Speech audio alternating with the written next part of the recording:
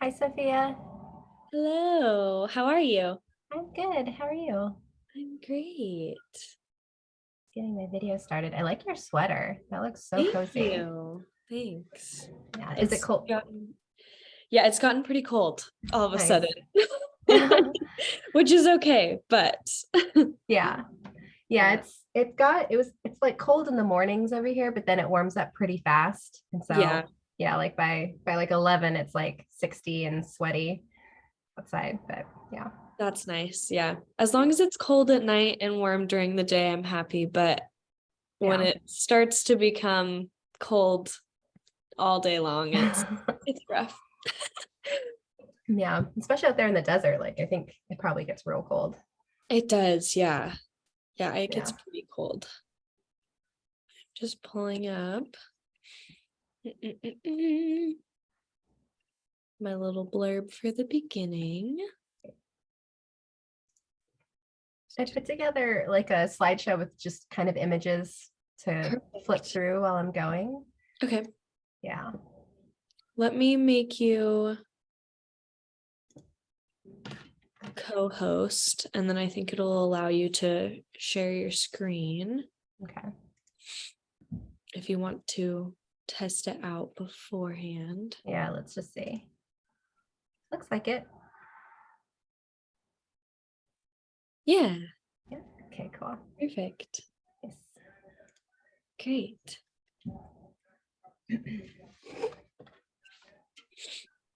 Do you have any fun plans for the weekend? My friend and I got donuts at the pumpkin patch this morning, and that was kind of nice. It's like a thing that we usually do because they have really great donuts there.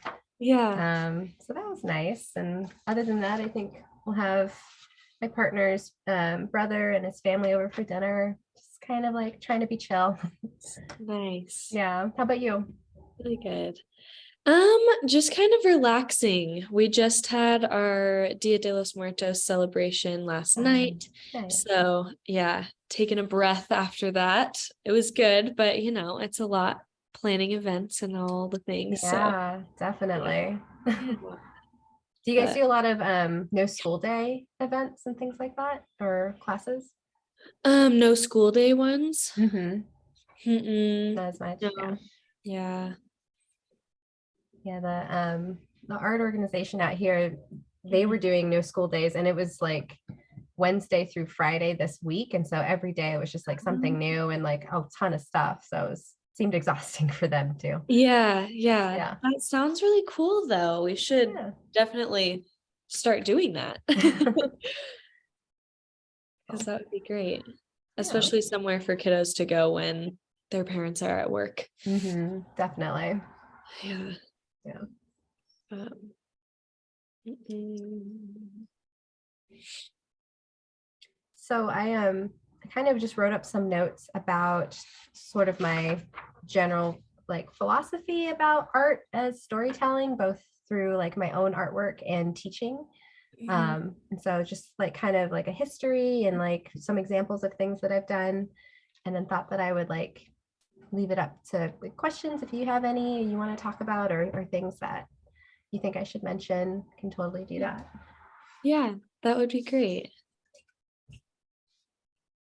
We'll see. I sent the artist talk out to the college as well. So hopefully we've got some art students joining us, but we shall see. Otherwise, it is recorded and we'll get it on all the places. Great. Awesome. Yeah. Mhm.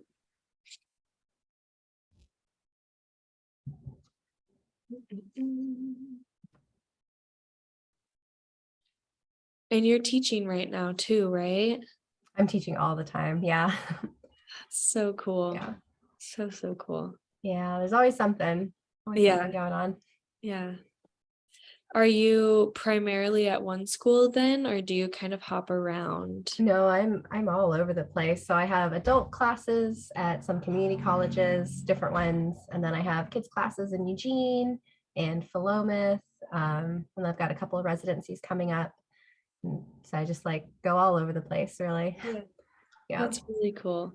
Yeah. It's a lot of travel and it can be pretty exhausting, but it's pretty fun to be able Yeah. to go different places. That's really cool. Yeah.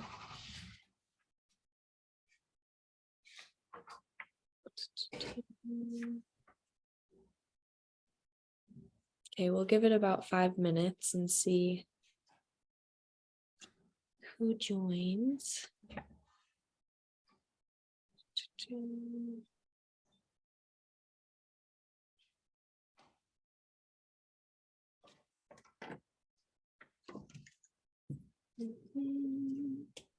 So when you're traveling, then are your college courses virtual, or do you take breaks from them? So some of them are virtual. Some of them are only on Zoom, and some of them are in person. So I just try to schedule around and make sure that I can be where I need to be, Gotcha. which can be, challenging to make sure that I have enough time in one place and account for like the driving to another. Yeah. It's a lot of moving things to kind of manage, and it's just me kind of managing all of those things. Mm-hmm. Yeah. Tough But being your it's own fun. manager sometimes. Yeah, definitely. But Yeah. still pretty rewarding, like I get to interact with so many different kinds of students and do lots of things. Yeah. But The yeah, possibilities are kind of endless when you're not constrained by right. one particular job. Yeah. Yeah. That's Yeah. really nice.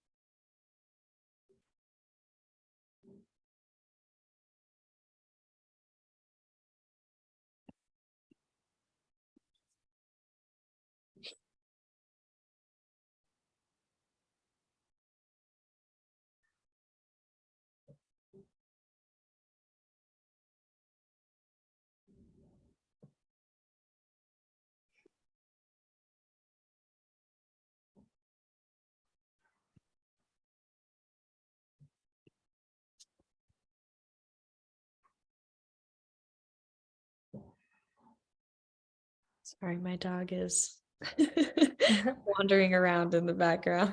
I was watching my cat just lay down. It's so sunny. She was like laying in the sun. Oh, She's like Doing her roadkill impression, That's staring up at me.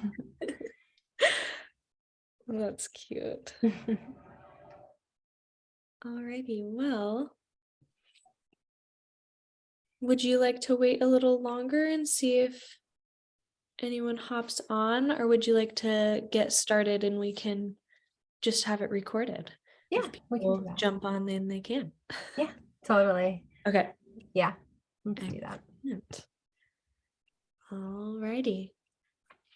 So, welcome. Thank you so much for joining Art Center East this afternoon for this wonderful artist talk. My name is Sophia Imoni, and I'm the programs coordinator here at ACE. I'm thrilled to introduce Jen Hernandez, an artist and educator based in Corvallis, Oregon. Her artwork is inspired by natural environment, people, and stories of the Pacific Northwest, with special attention to diversity and representation. Alrighty, that is enough from me. Welcome to the virtual stage, Jen Hernandez. Thank you so much, Sophia. And I'm I'm a little bit nervous, but I'm excited to be able to share some of these thoughts about art. So my name is Jen Hernandez and my pronouns are she, they. I am an artist and an educator all over the state in Oregon, a little bit in Idaho and Washington as well. But I'm based in Corvallis. That's where home is. That's where the cat is and the plants and everything. So that's where I come back to recoup. I got to teach for Art Center East through the Artists in Rural Schools program over the summer at the Annex Charter School in Ontario, which was super fun. And I want to talk a little bit about some of that later and show some pictures from all of that. But I'm going to start a slideshow, which will help me talk about some of the things. There we go. So I'm going to talk about how I approach art and education, both of them at the same time, as stories and how we tell stories. That's really at the center of my work as an artist and as an educator. I always want to tell as many different stories in as many different ways with as many different perspectives as possible. And so that's what I like to focus on. I like to tell stories in my own artwork through illustration and through visual images, but I teach craft and things like bookmaking, painting, drawing, comics, all sorts of things. And we'll look at that together. And I like to teach through narrative, and that narrative being, that traditional beginning, middle, and end structure. The beginning being through, art and education, that we have hopes and expectations and we anticipate what's going to happen. The middle of our story is usually discovering new things, finding challenges and unexpected changes. And then the end is usually reflecting back on the way things have changed and how we've changed when we're learning and trying something new. And that happens for me as an artist, and it happens, I think, for my students of all ages, adults and children. And it's just such a great practice to have. I think it's a great way to live life, honestly, thinking about how we tell stories and other people's stories. So my artwork, oh yes, this is some images from some of the residencies that I've done over the past. This one over here as students observing other students acting out actions of kindness and then recreating those in illustration, which is just a fun way to create different ways of expression with our bodies and representing through visual art. And then I also do some comics stuff, which is always super fun. Visual art representing stories can be in different ways, and in comics is a really fun way that people can kind of quickly attach to. So I love doing those kinds of things. So my art is comics and fine arts illustration with colored pencils and watercolor and gouache. And I am, like you said, inspired by the natural environment. I love the Pacific Northwest. I'm originally from California, and so coming up here, all the trees, all the animals, I found those just incredibly inspiring, especially crows. I'm really attached to crows. And so those pop up quite a bit in my artwork. And I like, the kinds of stories that we build around those characters and nature and in ourselves and what they represent. But all of this kind of started, of course, like every artist. I've been an artist my whole life. And as a child, I was really attached to animation. It was the golden age of animation in the 90s. And so things like The Little Mermaid and Beauty and the Beast really sort of made up my worldview when I was a little kid. And it helped me discover a love of folklore and mythology. but fairy tales and even like stories from religious texts. I was really into just how we tell these stories, what they mean, what they tell us about ourselves from a really young age. I got super into things like Narnia and Star Wars and European fairy tales, and I really, really loved these things. But one thing that I totally struggled with from an early age was not sort of feeling like I could see myself in these stories because I'm brown, I'm Mexican and Filipino, and I just didn't see these stories, my place in them. And in fact, The Little Mermaid was a huge deal for me when I was a little kid. And I remember feeling pretty upset that like, no matter what I did, no matter what costume I wore, I would never actually be Ariel because I was so different. I looked so different from her. And that had a huge impact on me to the point where I think about it still all the time. But I love these stories. And so I kind of took that infatuation with me, through my teenage years, looking at Lord of the Rings and Harry Potter. I got really enamored with how visual media creates meaning, and like in movies, costume design and set design and editing, and how we tell stories just with images, along with, like lines and, the things that happen, but just the images themselves already tell a story. And then I went to college and I learned about visual culture, and that being making, reinforcing, and challenging ideas and meaning ideologies through visual media. So those art pieces, those movie posters, illustrations, video games, everything, advertisements for jewelry and perfume, like all of that tells us about ourselves, and we can kind of reflect on our culture through visual media. And I was just blown away by this idea. And it was also a little bit of the first step into beginning to call myself an artist. I graduated at UC Santa Cruz with a visual cultures degree, BA in that. And it wasn't probably until like 2017, so almost 10 years later, that I started actually working on my own art, because it took a while to kind of get me into the sense of belonging in the arts world and in arts as practice. But this was my first step into being able to create a vocabulary around how to talk about art, what interests me about it, and just exposing myself to all sorts of different images and different artists. So to this day, I'm still pretty inspired by some major artists like Alphonse Mucha and Frida Kahlo, both artists of, I guess, somewhat similar times. Mucha was more of like the late 19th century and Kahlo was the early to mid 20th century. But they both have really narrative driven illustration and painting. Like there's something happening here. There's no words necessarily to tell us what's going on. I mean, there's a little bit of words there, but we get a sense of who these characters are, Kahlo herself and the monkeys, or this figure right here, based on like their context and how they're rendered. And I just found that completely fascinating. I'm also inspired by poets like Ross Gay and Mary Oliver. I like the work of Paulo Freire, Augusto Boal. Paulo Freire did Pedagogy of the Oppressed, and Boal did Theater of the Oppressed, and those are two texts that I like to use in my own educational practice. Also bell hooks, Lisa Frank, just like colorful Lisa Frank. I'm a kid of the 90s, and so you couldn't get away from it, and those colors stay with me. And then Bob Ross. And these all might seem like really different kinds of artists and writers and thinkers, but to me, there's a thread that combines all of them together, including Mucha and Frida Kahlo, and that story, again, like how we center story in what we're saying about the things that we're thinking or the ways that we've experienced life. I really love Bob Ross because he takes us on that journey that I was talking about, from starting with something that might be intimidating, taking a few steps into something that's a little bit uncomfortable, but gaining experience and gaining some confidence, and then just kind of going forward and creating. And I love that. That's something that I try to include in my own educational practice as often as possible. And so in my own art, oh yes, this image from Mucha actually inspired another image that I made. And this one was an illustration made for Nordic Northwest in Portland, based on the story of the witch in the stone boat, which is a Nordic fairy tale about this witch, and she transforms. And so I kind of took inspiration from one to create another that tells a story that kind of brings that to life a little bit more. So I like to create images that evoke some of those characters that I was missing in my youth, people who maybe look a little bit more like me, typically like darker skin tone, and the sense of belonging in nature and like a companionship with nature.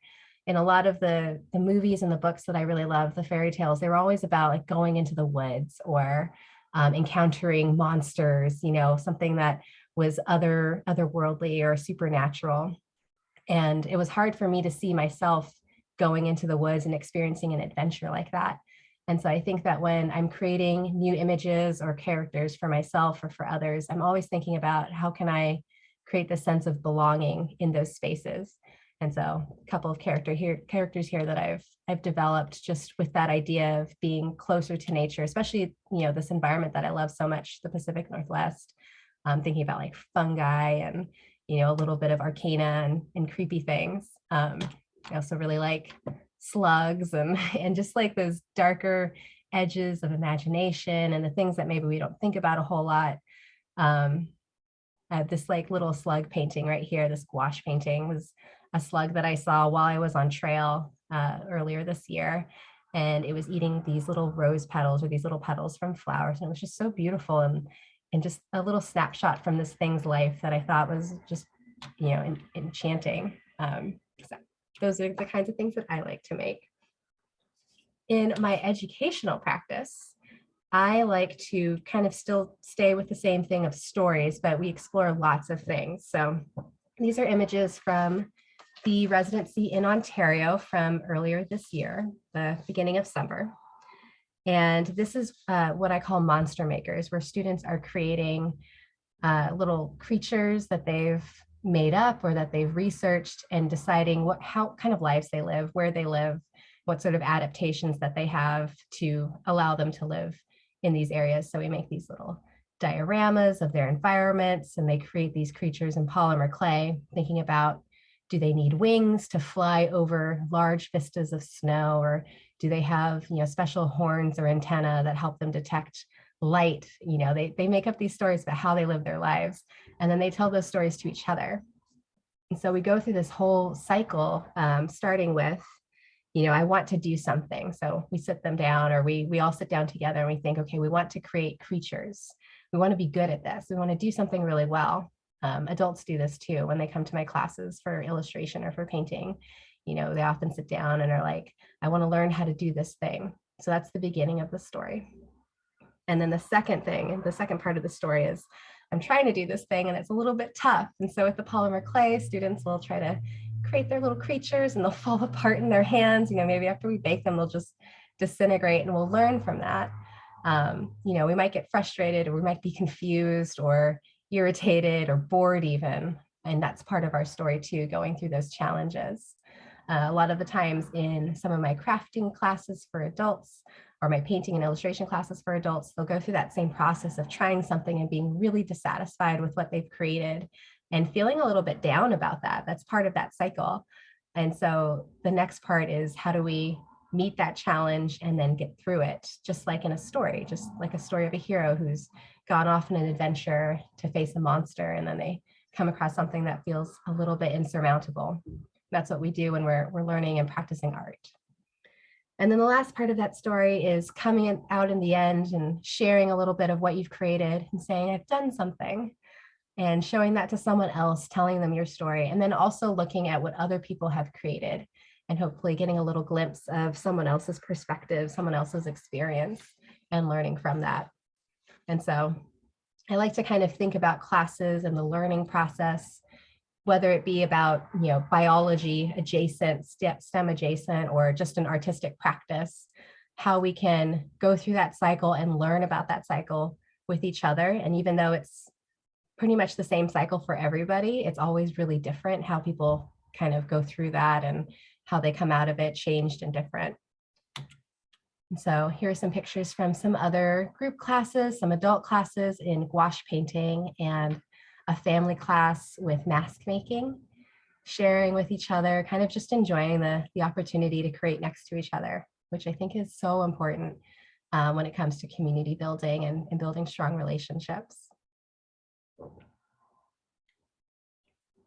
And here's the last one. This is a library class that I did. This is also polymer clay over this summer. here in Corvallis. And so, yeah, that's kind of what I think about it when I create my own art, when I'm encouraging other people to create art. It's not necessarily about the final object, right? It's about the process that we go through to create these things, the things that we think about, and we reflect on, and then the sharing of it. And what we create is sort of an example or sort of a synecdoche of what we've gone through. It's just a little piece of it that can help us remember that process. But the ability to share with each other and share those stories, that's so much more important. And I think that's kind of the main idea that I want to have as a takeaway from this little slideshow of like, what art means to me, why I do this work. Yeah, thank you. Thank you, Jen. That was great. I have one question for you. I notice a lot of you in your work as far as like how media has influenced you as a child and just growing up with that. Do you do any self-portraits, or do you do any works that aren't necessarily of yourself that you would consider self-portraits? Yeah, I think I do a lot of self-portraits. I think they're mostly self-portraits, actually. Let me see if I can find an example from here. So this center one here that I call her dark forest, this character kind of pops up a lot for me with the horns, the ram horns, and like, the same sort of face structure and skin tone. And that's usually me, like when I create it. I'm an Aries, and so the ram horns are significant to me for that reason. Go back. And yeah, like as an artist, especially with illustration, if you're working on people often or faces, your face is the most convenient face to look at because it's just always there.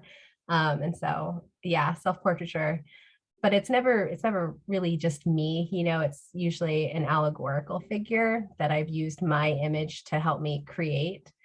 So yeah, in my artwork, like this horned person shows up all of the time, especially, with crows and something dark. That's some of my favorite subjects. Yeah. Yeah. Really cool. I'm noticing also this kind of juxtaposition in your work. They're either very, very bright, highly saturated colors, or the dark but also still beautiful colors, if that makes sense. Can you explain a little bit how you choose your color palettes, if it is like an influential thing, like you were talking about in media before? Yeah, definitely. I think that, like I said, growing up in the 90s in this era of like the golden age of animation and storytelling through animation, comics and just all of that, just super saturated visual culture through illustrated and animated images. I think I'm always trying to evoke something fantasy-like in my illustrations, and so bright, crazy colors. Like I've got a piece up here that's just like neon pinks and greens. I think those really kind of attract me for how bold they are and just otherworldly. I use a lot of nature as inspiration, but then I always try to push it a little bit with color and with texture or line to make it a little bit different, just push like the reality of it a little bit more. Yeah, and I think that color being part of that is just cranking up the impact of colors next to each other to create more vibrancy or to really create a lot of contrast between the lights and darks. I like to splatter paint and like make stars that sort of sparkle, and I use a lot of glitter in my artwork. It's a little bit juvenile, but it's also really fun, and I enjoy it quite a lot. Yeah. Yeah, it is. It's very magical and playful, I would say, which is great to see. I love it. Thank you. Well, I don't think I have any more questions at the moment, but is there anything else you would like to share with us today? Just that I think that if anyone has the inclination to do something creative and it doesn't have to be illustration, and it doesn't have to be a specific kind of thing. I think the like allowing yourself the opportunity to follow that inspiration and just make something, and then maybe even share it with somebody else. It doesn't have to be like an Instagram post, you know, it could just be like showing something to someone that you've made. I think that's a really powerful experience for everybody, right? For the people who make the thing and for the people who get to see the thing. And I think sometimes we let our fears keep us from sharing that parts of ourselves. And so, yeah, I think the thing that I want to leave with is just, I would love to encourage people to be creative and to exercise their creative impulses as much as possible. Fantastic. Thank you so much. Thank you so much, Sophia. Yeah, absolutely. If people would like to learn more Mm, about your art, where can they find you? yeah, here, I'll put the slide up with my info. I've got all sorts of handles. Okay, there it is. So my website is jenhernandezart.com. It's going to be easy. It's going to be the same 3 words over and over again. Instagram, at Jen Hernandez Art, Facebook, Art Jen Hernandez, YouTube, Jen Hernandez Art, and then my email is Jen at Jen Hernandez Art. I've never written the word Jen or my name so many times on one thing. It's a little bit galling, but yeah, there it is. You'll find me. Perfect. Yeah. Fantastic. Well, thank you so much. Thank you, Sophia. Yeah, and we look forward to hearing from you in the future and seeing what you do with your art and education and all the things. You're a fantastic artist in person, so we're happy to have you. Thank you. Absolutely. Alrighty, well, you have a great rest of your day. Thank you. You too. Bye. Bye.